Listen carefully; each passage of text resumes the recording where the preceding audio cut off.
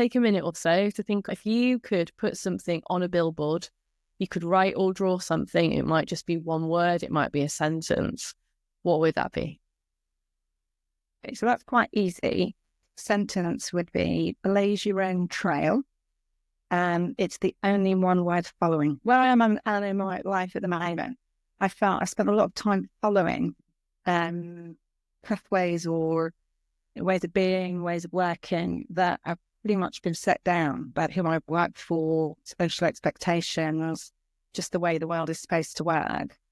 And I'm not sure that they work for me. And I'm not sure they work particularly well for everybody else. So I feel quite strongly that people ought to be doing things a bit differently, showing that there are other possibilities and finding a good match between your needs, how you work, your talents, your gifts, and what the world needs. And it's not necessarily how everybody assumes it is. We need to play a bit more with these things, make the world a better place in that process, hopefully. Yeah, so that's where that comes from. Nice. Then that's why we exist as well. So we're on the same page. What's something you found unexpected about creativity or courage? I think it's about the small things. I think we often think that creativity is about, and courage are about the big things. So when you're asked to step up or do something, that you have to make that the biggest, boldest step. And actually it's the smaller ones that matter, because those are the ones where you're making an active choice each day. The active choice to talk to a stranger on the bus, have the courage to do that, or be honest about something that perhaps you hadn't had the courage to be honest about before. Those sort of things build that, particularly your courage muscle. The more you do that, the more it becomes easier to do. And so when you do get a big thing that comes along, it's so much easier. They're often thrust on you. It's those choices, those little moments where you choose that are not thrust on you. They're just things that emerge. And those are the points to practice creativity and courage. Yeah, it's like a ship, isn't it? If you change the direction just by 1%, you will end up somewhere completely different. My friends always talk about what's the 1% you could do each day that makes a change. And that's lovely. Yeah, it makes a good impact. Have you got a tip for feeling more courageous? It's about starting small and persisting, but also knowing that you've got the resources that you need. I think there's a lot of, I certainly have felt throughout my life that sort of, how am I going to do this? Am I actually capable? Do I have the ability to do this? And I would say 99% of the time I have. It was just knowing that when it came to it, I would have what I needed. And in a particular kind of personal scenario recently, that is exactly scary things that were being faced. And yeah, I had the resources when I needed them. How would you finish the sentence, creativity is? What does it mean to you? Creativity is, to me, it's aliveness. It is weaving in creative thoughts, creative ways of being into everything that you do. It's not linked to one particular discipline or practice. It's a mindset, approaching everything you do with that sense of what's the possibility here. How can I make this more interesting? How can I make it more fulfilling? How can I make it that bit more satisfying? By adding something, taking away something sometimes, or imagining things being a bit different and taking it from there. Yeah, we don't really get raised, do we, to think about like, how do we make something more satisfying or more joyful? I suppose we live in such a capitalist society that nobody really ever sits down and asks us, like, how could you make this more joyful in some way? But it takes our agency away, actually. I think we're so used to being given and being entertained by being given the answer to something. We're not so great at asking ourselves, well, what is the possibility here? What can I do here? How could I create something? We go in search of something already created by somebody else. And that's not a bad thing. You know, we can get inspiration from that. But if that's all we do, we don't have any creative agency of our own. We're waiting it handed to us. So you did the Creative Courage program. Yeah. How would you describe that to somebody else? I did it as an experiment, and I think quite a few people did it as an experiment, an opportunity to try new things, look at things differently, be open to new experiences that perhaps you wouldn't be exposed to in any other context, and just going with it and seeing what happened. It's a really, I'm doing the January challenge at the moment, and what I love about those exercises, which is exactly the same as what I loved about Creative Courage, is that for those 10, 15 minutes, however long you're doing those activities, it's like your mind expands. You can see the world as a much more expansive place. You can see possibilities that you didn't want to see before, and you feel differently as a result of that. So that's, for me, I think I didn't go into it with huge expectations. I didn't want to, because I think sometimes if you go into things with a defined outcome, you're looking down actually right from the start what it is that you want to get out of something. And so I didn't go into it with any expectations, apart from at that point in my life, I needed an extra dose of both. Tell me more about that. So what challenges were you facing before you joined the program? So I stopped working 2 months ago because I needed to care for my mum. She had terminal cancer. I'd had a very big corporate job, working globally, working in health, safety, wellbeing, and COVID. And my mum got sick during that time, and I just couldn't juggle the two. I also knew, because of the type of cancer she had, that it was going to get really difficult, and I wasn't going to be able to do both. It wouldn't be fair on her, and it wouldn't be fair on me, and it wouldn't be fair on my family. So I took that decision to be her carer with support. I wasn't doing it 24/7, but it was still a pretty big job. You just can't do it all. So I made a very conscious decision to build creativity into my life, doing things that I'd never done before.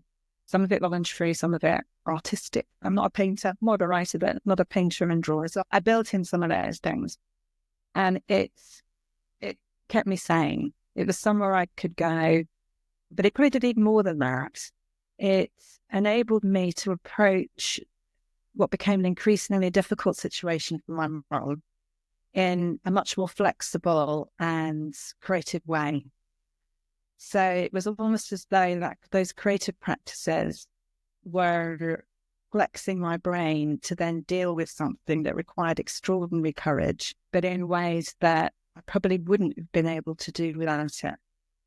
So the Creative Courage program, I did the January challenge, and then the opportunity popped up.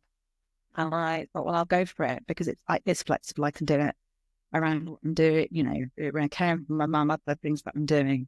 And it won't distract me. That's not what I wouldn't want to be distracted, but it will nurture me. It will give me something that I desperately need to balance out some of the very, very difficult things I was dealing with my mum. She actually passed away before the Creative Courage finished. It's woven in to that experience for me by sheer chance. I didn't know that was how it was going to unfold. That was very important. Your mom is a lucky woman. She was an amazing lady, and partly have her to thank for the what's. How I am. She loved to go down different rabbit holes, completely random topics. I have discovered hundreds of notebooks, all with random topics, just notes she took. She didn't do anything with them, but she was she was curious about everything. So I think I probably inherited it, but I don't even think she was aware of what I was doing, because it was, she had more than enough on her plate. And it was my means of having the energy and the courage to be there for her. So it arrived at the time I needed it. I think a lot of people tend to think that creativity is, a bit of fun, a bit fluffy.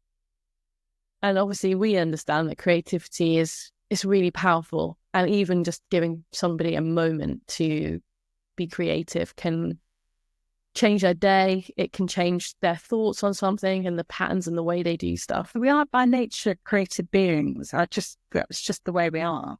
I think so.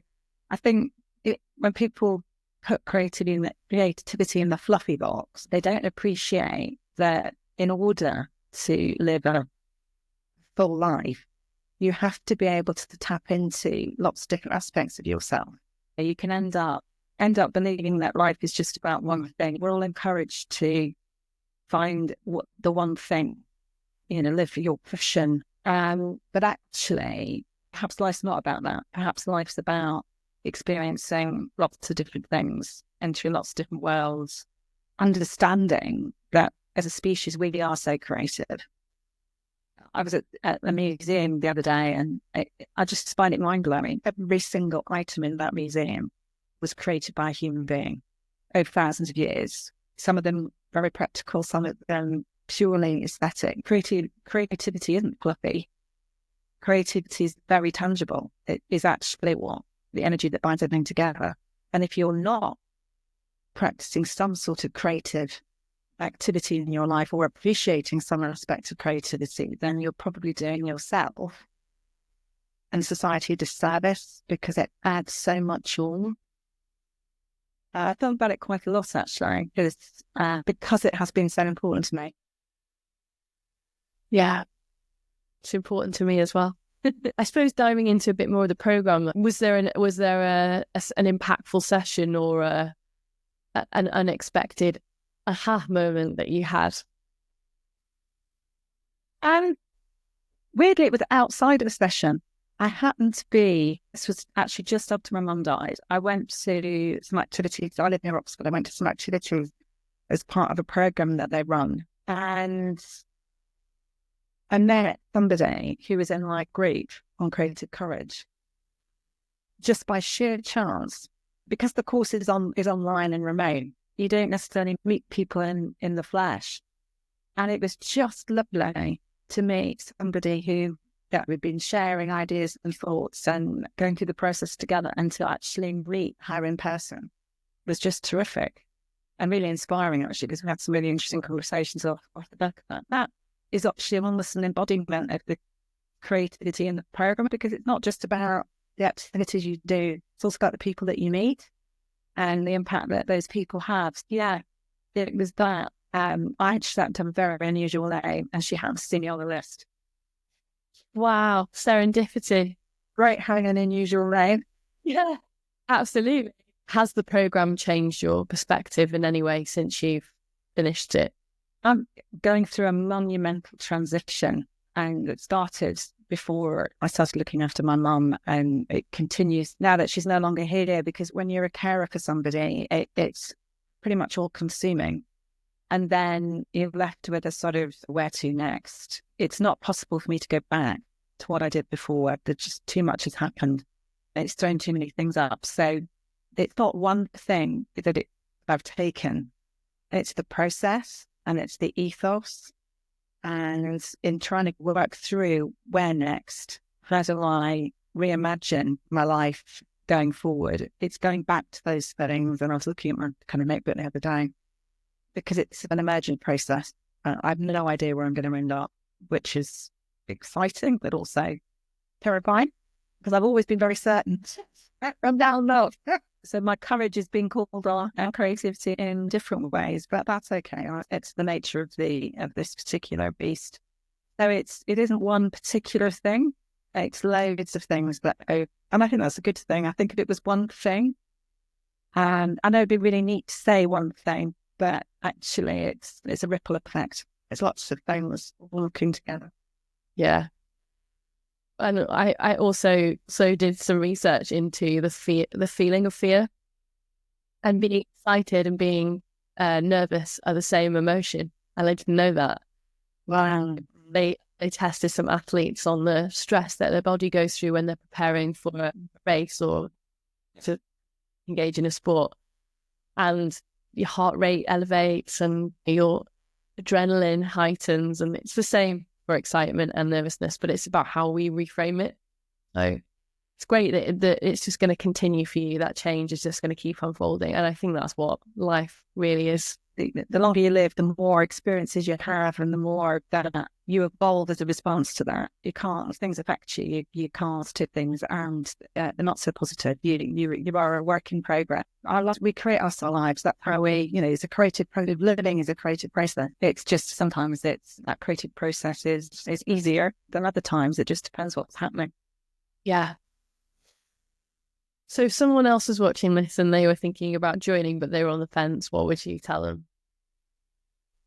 Just go for it. I mean, some things it makes sense to hesitate. If you're about to spend a large quantity of money on something or purchase a house or whatever it is, the big things in life, big risks are worth hesitating. But something like this, it's a joy. So that really, why not do something joyful? I know particularly the people in the group who were working, it could sometimes be hard to pivot it in, but I think everybody gained from it because it was that step out of life and the possibilities. It's an experiment and an adventure. And what's not to like about that? One thing I would say is that to get the most out of it, you have to, it's not about being serious about it, but it's about in that period of time, thinking about using it as a touchstone, going back to it. And it's nice to have the conversations with the wider group on an ongoing basis, because if all it does is it brings you back to the thing that you're doing, why you're doing it, and hearing from other people what they're doing. It's why, like the January challenge is such delight, because every day you can see samples of what people are doing. I'm not very good at posting what I do, but I do love seeing what other people are doing. So it's a lovely little kind of nudge, a little reminder on a regular basis. Even answering these questions actually has been really helpful, because it's made me reflect and think, how am I using that? Something there. You need to keep touching in on it, constantly touching in on it, because that's where the magic lies. Touching in on creativity. Yeah. Yeah. Yeah. Thank you so much. That was such a beautiful conversation. Thanks for sharing such a personal journey with me. I think it's really important to talk about how can you make something challenging a little bit better. And creativity and that combination of creativity and courage is just, for me anyway, and I suspect it would be for others, is really magical. It can't solve everything. Nothing can ever solve anything, but it can make a really big difference. So I'm out there, I'm talking to people about, are you doing anything creative, or are you dealing with this? Your creativity champion. I did share the January challenge with people that I know, because I think it's such an easy way of building more creativity into your life in 10 minutes, 15 minutes. And we'll hopefully lead to bigger things. Yeah, I'm hoping that there's so much ahead for you, and it sounds like you're on a real journey. So all the best with that. Thanks, Sam. It's been a pleasure.